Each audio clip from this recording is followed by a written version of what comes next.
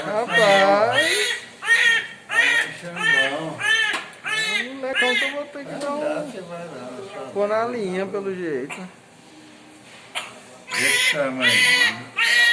Eles têm medo de cair. Olha como eles seguram. Segura forte, né? Rapaz, maravilhoso.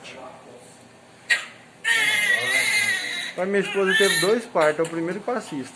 Nunca assisti. Ah, é? É, minha sogra, ela era enfermeira, já participou muito de parto, né? É. Aí minha esposa preferia que fosse ela. Aí ela entrava e você ficava esperando, né? Aí como agora ela não pôde vir, não deu tempo, Aí você foi obrigado, né?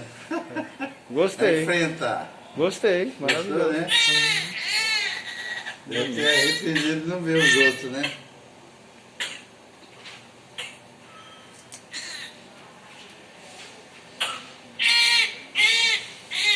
Chorão.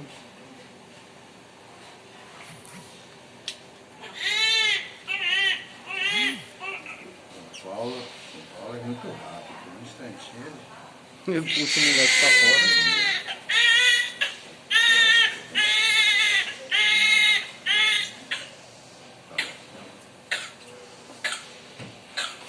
Deixa eu jogar tudo fora.